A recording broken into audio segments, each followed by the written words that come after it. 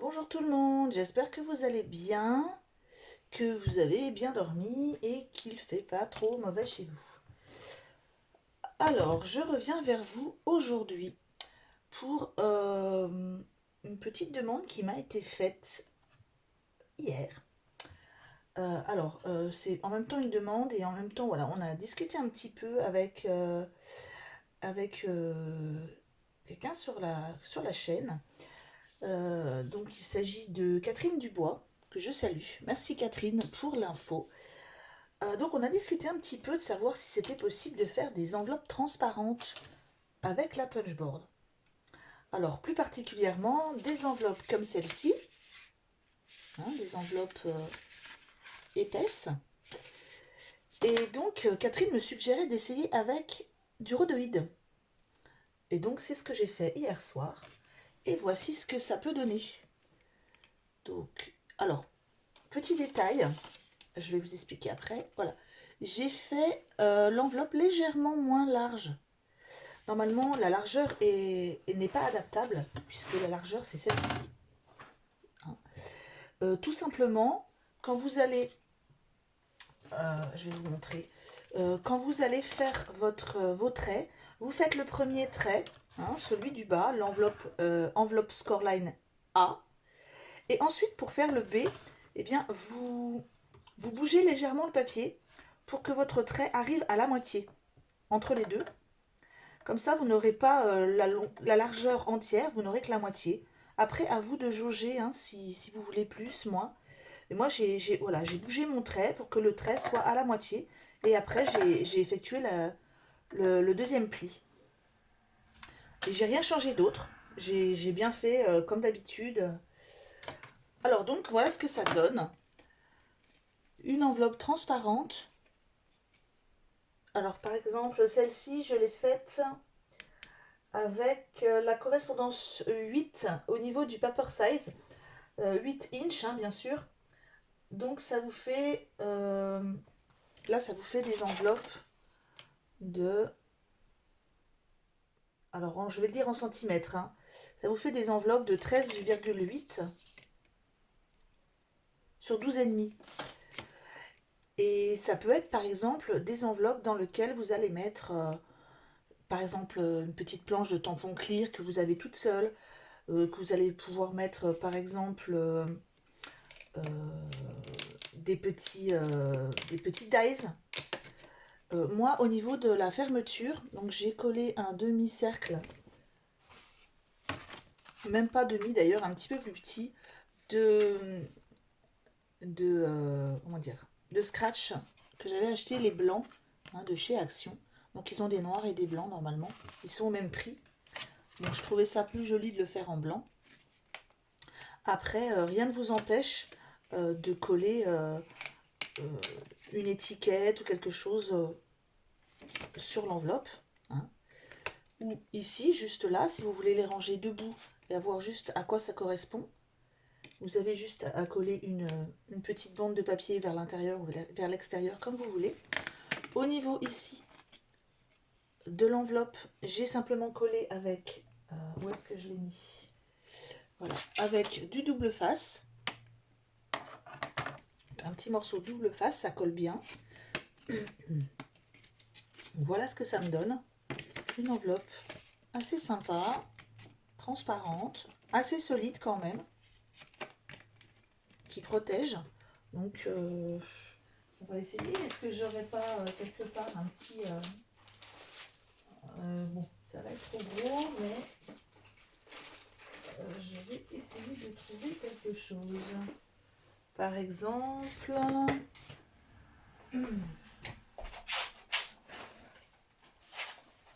Vous voyez par exemple, moi les dies, pour l'instant les dies que je ne peux pas accrocher forcément sur mon mur puisque je n'ai plus de place. Pour l'instant ils sont dans des tout petits sacs comme ça, des petits sacs congèles hein, de chez Action. Donc c'est pas une mauvaise idée hein, de... Parce que bon ça ne tient pas forcément debout. Pas qu'ils prennent de place. Donc hop. Voilà. Tout simplement, si on veut on peut faire déjà des découpes ou marquer ce que c'est. Enfin, moi je pense que juste marquer ici, ça dépend comment on les range, mais juste marquer ici dies lettres par exemple. Et hop, après, bon je mets pas tout, hein, mais voilà, ça vous fait des jolies pochettes. Donc je remercie encore une fois Catherine pour l'info, pour m'avoir donné cette idée. Donc effectivement, j'ai pu la réaliser et j'ai pu la réaliser grâce à elle. Ensuite, une demande m'a été faite aussi de savoir s'il était possible de faire les mêmes enveloppes, mais non plus avec cette punchboard ici, mais avec les autres. On va essayer tout de suite. Je vais prendre mes autres punchboards. Alors, je vais prendre celle-ci, hein, la William Memory Keeper que j'ai. Et je vais prendre aussi celle d'Action.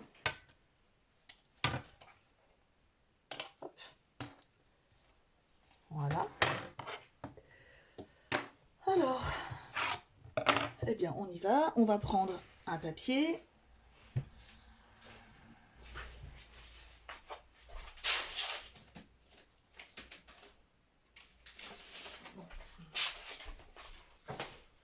Moi, je vais essayer avec du papier basique, hein, du rose. Et on va essayer tout simplement de faire... qu'est-ce que je vais essayer? Je pense que je vais essayer de faire du... alors, au niveau 15, ça représente à quoi?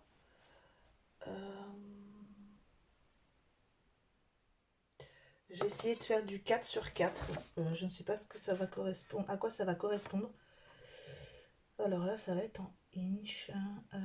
Oui. Donc, il faudrait faire au moins du 5 sur 5. Et là... oui, le plus petit E, c'est 5 sur 5. Hein. Bon, on va essayer.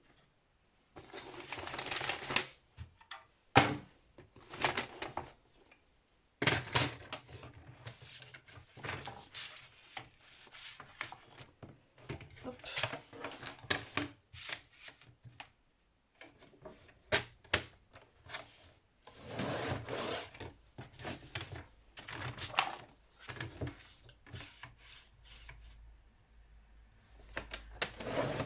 C'est vraiment deux petites enveloppes hein, que je fais juste pour essayer avec vous.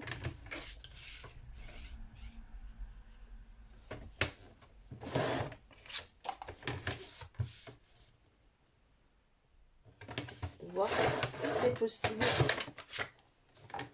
de les faire avec les autres. Donc on va déjà essayer avec celle de Weird Memory Keeper. Donc de toute façon, je vois pas en quoi ça empêcherait de pouvoir les faire. Voilà, donc ici, vous mettez bien correspondance. Hop là, je la mets bien quand même, voilà. Et vous faites votre tracé. Et comme je l'ai fait pour modifier comment dire, modifier la taille du bord, simplement, bah, vous allez bouger et vous allez faire un pli légèrement plus haut. Donc je vous montre. Ici, vous avez fait votre pli à la bonne taille, hein, à la bonne, au bon tracé. Normalement, si vous aviez la même punchboard Arthos, vous auriez ici une ligne pour faire un deuxième tracé. Comme vous ne pouvez pas le faire, simplement, ben, hop, vous bougez légèrement votre papier, vous le mettez un petit peu en dessous de la première ligne, voilà, et vous tracez un second trait, tout simplement. Hop, voilà. Voilà ce que... Oh, bien sûr, j'ai pas pris les bonnes feuilles pour que ça se voit bien. Voilà ce que ça va donner. Vous allez avoir un trait au-dessus. Ensuite, vous basez bien sur le premier hein, que vous avez fait. faites votre trait normal et vous vous décalez un peu comme pour tout à l'heure pour avoir moins. Moi j'ai fait à peu près allez, 0,5 hein, à vue de nez. Hein. Hop, je fais mon tracé, je m'éloigne légèrement.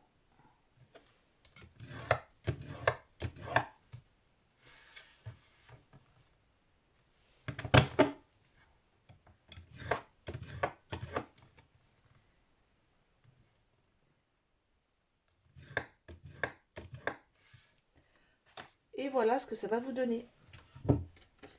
Je vais faire les plis, mes angles, pardon. Hop.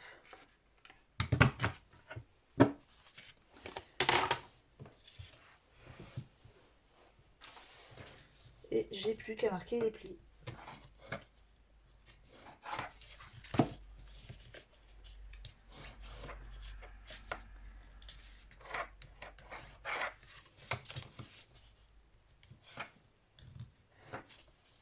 Bon, j'ai pas pris le meilleur papier hein, pour faire l'enveloppe parce que là il est en train de s'abîmer sur les plis, mais c'est pas grave, c'était juste pour vous montrer. Donc effectivement, ensuite vous n'avez plus qu'à, bon ici vous coupez un petit peu ou pas, hein, c'est au choix. Et donc vous avez votre petite enveloppe épaisse. À vous de jauger l'épaisseur, hein, vous faites l'écart le plus possible si vous voulez un plus gros écart ici. Et voilà ce que ça va vous donner. On va essayer maintenant avec la punchboard de chez Action. Donc encore une fois, on utilise un papier de 5 inches sur 5 inches. On utilise ici le mesureur pour poser sur 2 inches. Donc vous mettez votre papier à la mesure 2. Voilà. Après, celle d'Action, il faut faire les perforations après. Mais ça, c'est pas un souci. Hop, vous tracez votre trait. Voilà. Pour pouvoir avoir l'épaisseur, attention, le trait, vous n'allez pas le faire ici. Vous n'allez pas descendre votre papier pour faire votre trait. Vous allez monter votre papier légèrement pour faire votre trait. Voilà. Ensuite, vous allez vous baser sur le premier hein, pour faire ici. Voilà. Vous allez vous baser sur votre trait. Hop. Pour tracer. Et vous allez remonter un petit peu. Hop. Pour faire votre deuxième trait. Voilà. Donc vous vous basez sur le premier.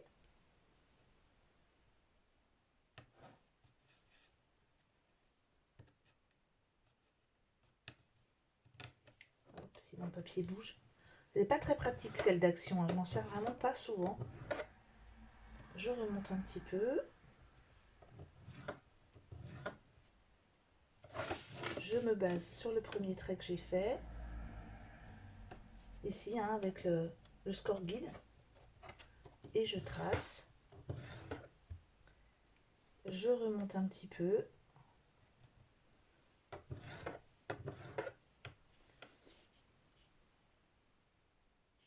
Voilà ce que vous allez avoir.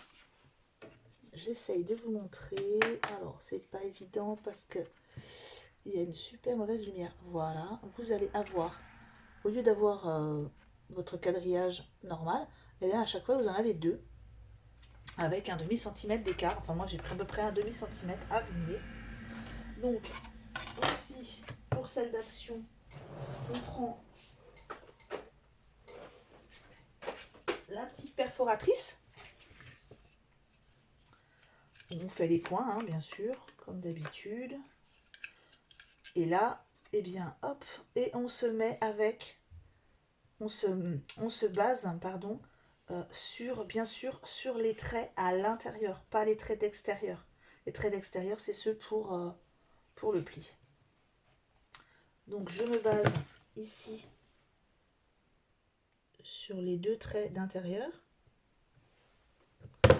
et on perfore. Voilà. Vous avez ici à la jointe, les 2 traits intérieurs se rejoignent en haut. Hein. Hop, et les 2 traits intérieurs. J'ai une lumière toute pourrie ce matin, je ne sais pas pourquoi. Voilà. La clarté le matin, il fait tout du brouillard. Enfin, il y a du brouillard. Hein, c'est. Puis bon, j'avais pas vraiment le temps cet après-midi de vous faire une vidéo. C'est pour ça que je le fais ce matin vite fait. Parce que cet après-midi, je me rends à l'hôpital pour mon fils, qui a un rendez-vous avec un spécialiste que nous attendons depuis au moins 8 mois, ce rendez-vous. Ensuite, vous marquez vos plis.